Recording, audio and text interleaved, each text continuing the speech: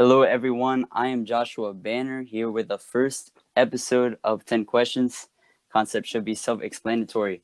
Today, my first guest, you probably know him. He's been only in the MLW for a little more than a year, but he has already had one of the most intriguing stories in league history with the sixth pick in the 2020 draft.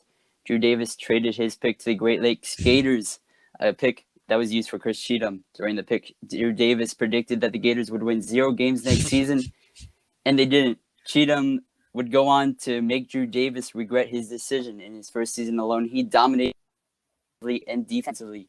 Cheetam ended the season as Rookie of the Year, Most Clutch Player, Most Improved Player, and the MLW Discord voted him as the fourth best player in the league after only his first season. Oh, and he also hit a walk-off home run in the World Series to give the Gators their first ever championship, winning the World Series in the process. Ladies and gentlemen, it is Chris Cheetam. What's going on, Josh? I appreciate you having me on, man. I'm really excited to do this. Yeah, I'm very excited as well. All right, so of course I'm going to ask you 10 questions. That's pretty much all there is to this podcast, but it should be fun. So I'm just going to get started. The first question, I want to know, what is the reason behind your number 27? Is it a tribute to Mike Trout?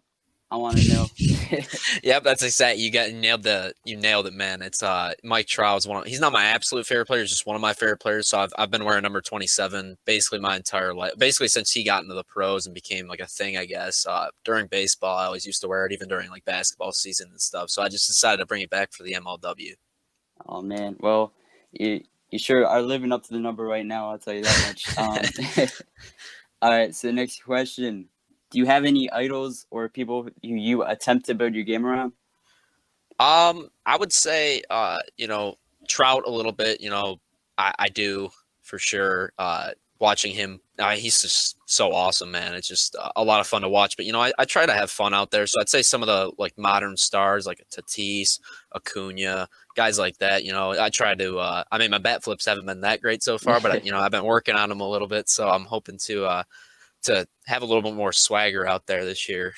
Oh yeah, you're trying to be like trying to reach Drew Davis levels of swagger, or oh yeah, I don't know if that's even possible, but yeah, I'm gonna try my best this year. I wish you luck. I think you're on the right track. So next question, you have done so much already. What is your goal for the season?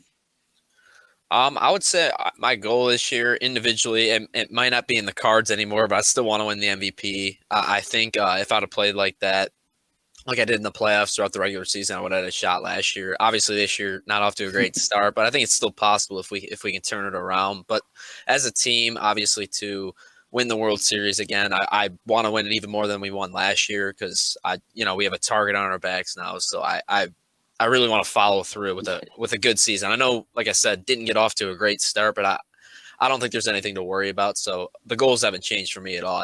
I really want to just keep winning.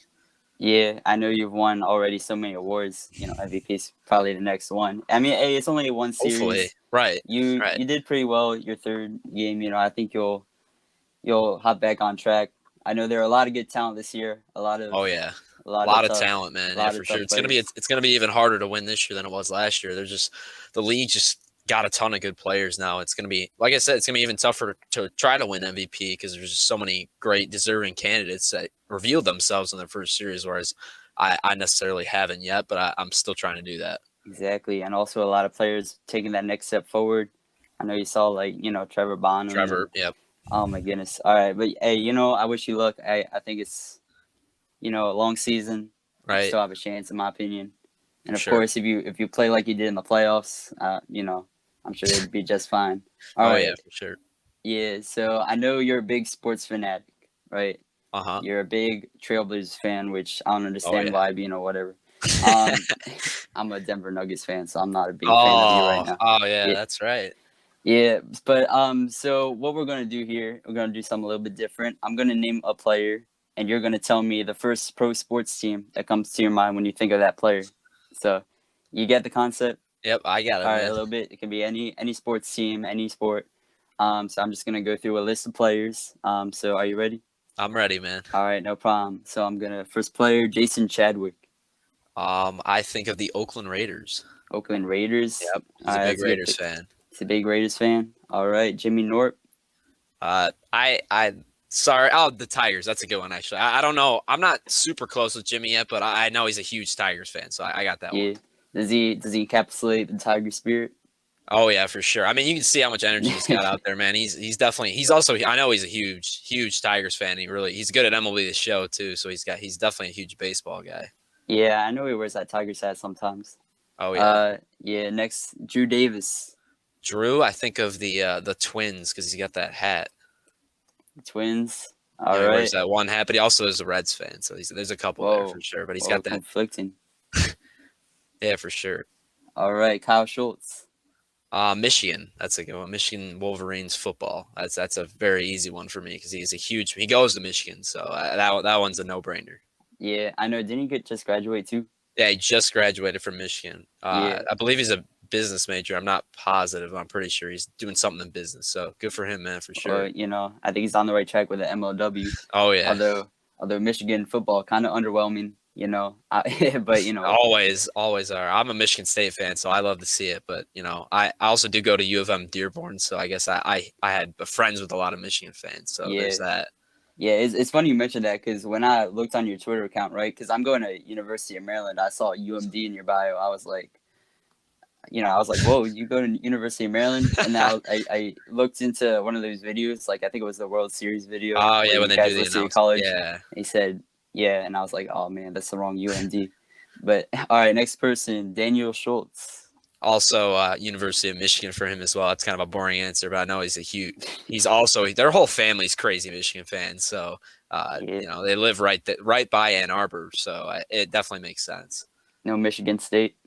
Well, not with them, but if you name the other, I think you're gonna name the kid in the league where I can use him as that for sure. Okay, we'll see. Ryan Crash. Ryan, I don't really know who he's really a fan of. Another guy I'm not crazy close with, so I can't really give you an answer for that spirit. I would say like I can give you an athlete, which is Jacob deGrom, because he's just so dominant on the mound, and so I guess I would say the Mets for that reason. But I mean, he's so dominant on the mound, and he's kind of got that.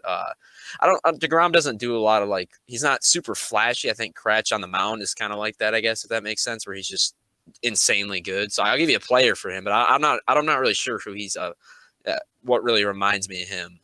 Yeah. Well, you think he has a good win-loss stat line? Oh yeah. Okay. Tommy Coughlin. That's Michigan State. That's what I think of right away because I know he's a huge state guy. He went to Michigan State. I think he just graduated from there as well.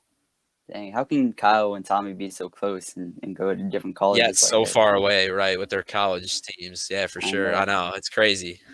All right, Brendan Jorgensen.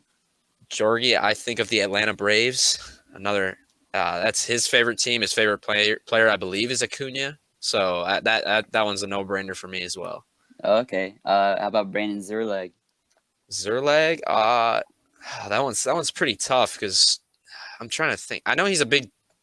I'll just say the Tigers because I know he's a big. He likes the Detroit teams. We play a lot of sports games and stuff together, but I don't really know who he's like a huge fan of outside of that. Yeah. Okay. Last person, Chris Cheetam. Me, I think of the Portland Trailblazers, baby. Okay. All right. I think of them winning that series. I think of them winning that series. Starts tonight again, 1-1. Let's go. Yeah, I'm nervous, especially since we don't have Jamal Murray. Jamal Murray, that would make this a different series, but it's coming back to Portland. Let's do it. Exactly. Tonight at 10, I think 10:30, something like that. I'll be watching. Yeah, somewhere late. I'll be asleep by then. Always. Yeah, I'm not a big Nurkic fan, so I really don't like the Blazers. All right, next question. All right. Oh, okay. So here's one. I actually did a practice round of this just to make sure I got everything situated, everything correctly. And there was one topic of discussion, which I'm dying for you to know. All right. All right. Would you rather have toes for nipples or nipples for toes? Oh wow! I give me nipples for toes, man. I think that you can conceal them a little bit better. The other one, that makes me laugh, man. No. That's great. Yeah, I can't do the other one, man. What was it? Toes for nipple? I can't do that, man. I can't do that. That's funny though. That's a really funny image. Yeah, you never be able to take off your shirt. Right. You probably never be able to wear a shirt, you know? See, yeah, I know. There's that. What happens when it gets cold would be a problem as well, and then Oh, also the. I mean, I don't think anyone wants to see me without my shirt on anyway. But like with that, it would be especially difficult. So if I was ever thinking about it, it would be a problem. yeah. The only problem with having nipples for toes is I think it would affect the way you walk or run. Yeah, a little But bit. you know, Yeah, definitely. I think it's a sacrifice I'd be willing to take. I agree with that for sure. I think it's the less severe of the two. That's a really funny question. Yeah. All right. Next question. I got 5 more. We're halfway through there. Describe. All right. Here's a good one. So I went into talking about Drew Davis and how he had that what do you call it? The prediction Hmm. when you got drafted. But I want to know what your relationship is with Drew Davis and the rest of the Cobras are. I know you just played against them. He had that whole walk off home run. He started yelling at you guys like, "Walk me next time." I'm sorry if that brings up bad memories, but I do want to know what your opinion are or just your relationship is with Drew Davis and the rest of the Cobras. Well, I would say, I mean, with Sean and Andy, I like both of them a lot. I think they're both really good guys. I'm not super close with either one of them, but we were trying to recruit Sean a little bit to join the Gators this offseason, so there's a little bit of hard feelings there because he did play well against us. But with Drew, I mean, I think me and Drew are pretty close. We were on he had me on Pipe It Up in the winter, and I talk to him every once in a while. I want to go golfing with him soon, but I do like Drew. I think he's extremely cocky, but I kind of am too with like my friends and stuff. So if there was a similar situation, I might have said the same thing to him. But it was it was a tough series, but I still do like the Cobras. They're fun to play against. They got a ton of energy, which I wish we had a little bit more of, at least in the opening day series. But I don't have anything ill willed to say about them. I think they're a good team. Yeah, did you have your feelings get hurt a little bit when you saw the draft and you saw him make that proclamation? No, that just made me want to. That just made me want to. I wish we played them last year when we were, making that run at the World Series. I really wish we would have played them, but it kind of just added fuel to the fire because I knew he was just, messing around a little, or just trying to spark some controversy, talk his crap before the season. But it just kind of made me want to win more. So I'm pretty happy he said that because without him, who knows? Maybe we wouldn't have won the World Series. Yeah, it was definitely a great storyline. Oh yeah, for sure. All right, next question. If you were a flavor of ice cream, what flavor of ice cream would you be? Oh, give me mint chocolate chip because it's a tough question, but I would just say it's an elite flavor of ice cream, and I think I'm pretty elite. Yeah, I don't know. I'm not a big mint chocolate chip guy myself. I mean, I will eat it, but it's not my go-to. I think vanilla is a very underrated flavor. People always see Vanilla's vanilla. great, man. Yeah, people always see vanilla as boring, but That's why I didn't pick it because vanilla might be my favorite, but I wanted. I felt like you would have made. I thought you were gonna make fun of me nah. for picking it, so I decided to pick mint chocolate chip because while I haven't had it in a while, it's one of my favorite flavors, and I think it's pretty popular. So Yeah, that I do was my like me some. selection. Exactly, but yeah, vanilla. People always say it's boring, but honestly, It's very it good. still tastes good. So who cares? Oh yeah, absolutely, it's delicious. All right, so I want to go back to you being a Trailblazers fan because Uh-huh. I'm still Oh mad at yeah. you. So I want you to say 3 things that you like about the Denver Nuggets. 3 things I like about the Denver Nuggets. Let's see. First one, I'll say I really like Michael Porter Jr. I think he's a lot of fun to watch. So that'll be number 1. Number 2, this isn't really with the current team, but I'm gonna pick this answer. I used to really enjoy watching Melo and J.R. Smith back in the day. That was kind of when I grew up, started really liking basketball. I wouldn't say I was a huge Nuggets fan, but I really did enjoy those two on the team. I remember a lot of big playoff games, big regular season games with those two involved. And then number 3, I really enjoy watching Nikola Jokic pass the ball. He's obviously while I fought you a little bit during the season, we disagreed. He is the MVP, and I think he definitely deserves it.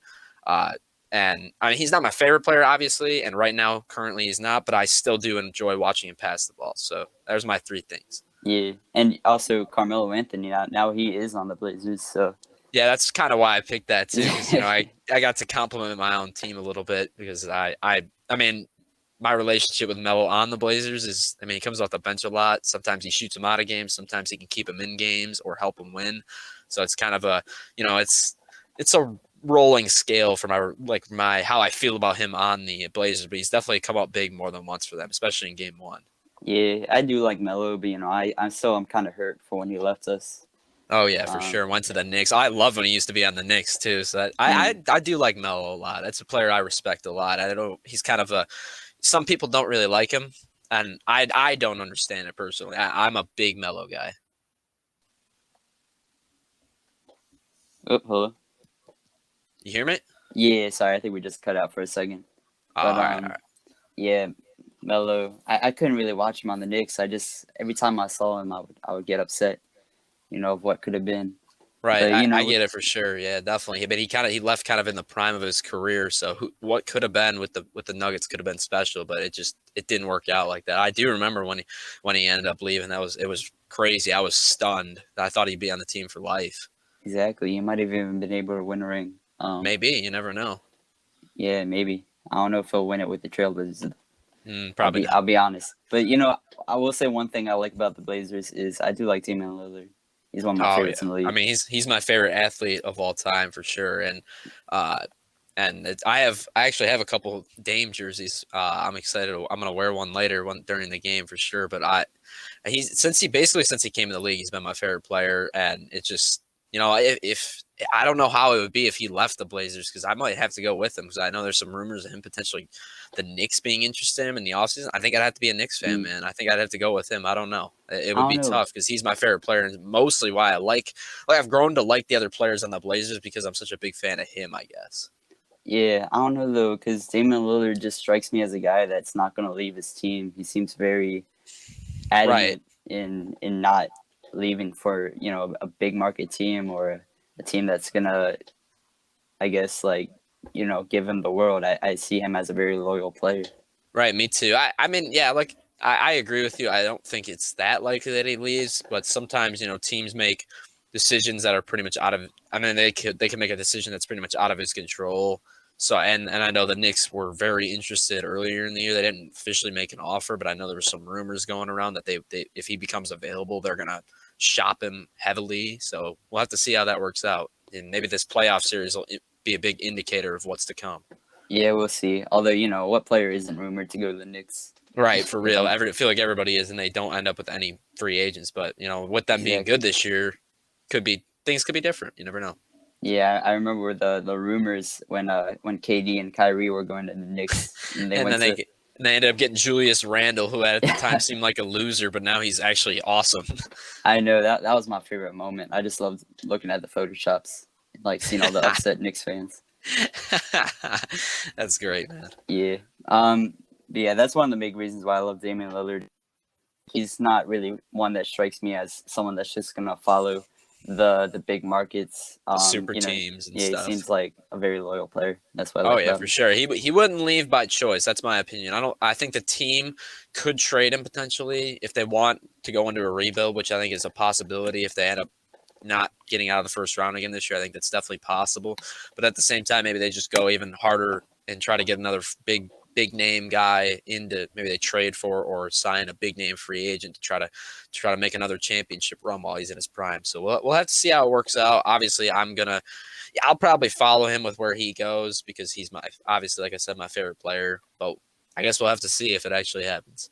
Yeah. All right. So next question. So last season you were given many awards, right? I went through what I said: Rookie of the Year, Most Clutch Player, Most Improved Player. You were World Series MVP. Now I'm going to exclude World Series MVP because I think that'd be too obvious. But which award meant the most to you? I would say winning the Rookie of the Year because I don't know. Maybe that's a little bit of a boring answer of the three, but I think for that it's mostly a compliment to the rookie class, me being the one that actually won, because I think there was 5 or 6 guys that were honestly deserving of the award itself. I think the whole class was unbelievable last year. Obviously, Saylor was huge. He could have won the award. Norp really turned it on in the second half, and you've seen him step it up even more. I mean, even my own teammate, Jorgie, was obviously incredible pitching, and he also hit pretty well in the playoffs as well. And then, obviously, Chadwick as well, another guy that really really came on strong in his rookie season. So to be at the top of the class, like voted at that, it really meant a lot, man. I wasn't sure I was going to win that one, and the other ones were a good bonus as well. I honestly didn't think I was going to win any awards, but it happened to work out that way. So all three of them meant a lot. I would say Rookie of the Year was my top one though, just because of how good this class was. Yeah, it was a great class. From top to bottom. So my last question. All right, so you kind of went into this in your 30 for 30, but I would like to know just you describing your whole relationship with the MLW, how it came about, where you've been in the year and a half that you've been in the MLW. Just like tell me your whole story about how you came into the MLW and how you've been since then. Yeah, for sure. So I guess I'll start off by just saying I've been watching the MLW for a really long time. I've gotten a lot of the Trenton kids that are in the league now watch it because I started watching it a really long time ago.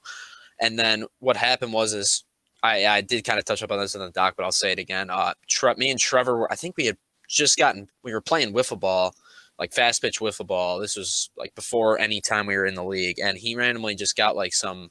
I don't know, he saw maybe an email or something like that for that MLW Wiffle in the Mitten tournament. This was in 2019, I believe. And he was like, hey, man, we should do this. I'm like, you serious? You want to? And he's like, yeah, let's do it. And then we like talked to Jay, so we talked to Jory. We all got in it. And we really hit it off with the people in the league. We got there. We had a really early game, so there wasn't that many people there. And we talked to Tommy a little bit. We talked to Kyle, and then like Ryan was there.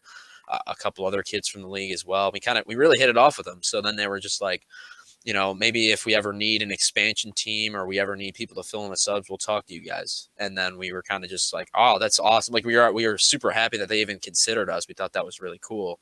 Then the Winter League came along and we couldn't pass up that opportunity to get into the league. And once we got in there, Kyle made it clear. He was like, there's going to be a draft for these certain teams, and you guys are all almost definitely going to get drafted. He said it's right when we walked in. So I was like, are you kidding me? This is crazy, dude. Like, I don't even care if I play. Like, I was just stunned that we were even going to be in the league. And obviously, lo and behold, me and Georgie got drafted to the same team, which was super unexpected. We had no idea it was going to happen, obviously. And since then, it's just been awesome, man. And I would say my relationship with the MLW now is that I'm very much invested in the long-term expectancy for the league. I would say I think the league just continues to grow. So I'm excited to see where it goes, and I have no plans on going anywhere, man. I'm excited to try to, like I said, run it back. And then if we can't get it done this year, we're going to try again next year, man. I'm excited. Yeah, you mentioned the MLW's future. I also am very excited for it.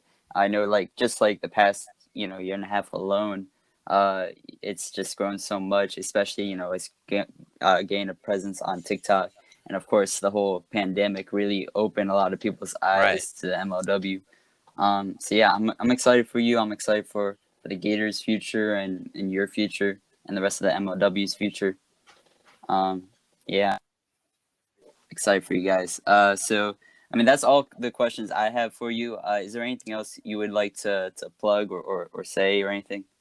I would just say to obviously continue to watch the MLW and try to make it out to some of the tournaments they're doing this year, like the Wiffle in the Mitten, or if they're doing some, I'm not sure exactly what they're doing, but if they do some other tournaments or whatever, just try to make it out to them, meet us, man. We always love to get into contact with fans, talk to them, whether it's over the, on our phones or just in person at these events. It's probably the best part of it all. So, I don't really think I have anything else to like plug or anything. I would just say, try to make it out for an event. Yeah, are you going to the one in Oklahoma? I'm not sure yet. There's a possibility, but I'm gonna have to. There's a chance. I'll have to get back to you on that, but I'm not sure yet. I want to go, but it's also it's pretty expensive, so we'll have to see how that works out. Yeah, I feel you. I don't have that sort of money, but I'll see if I have enough money. Right.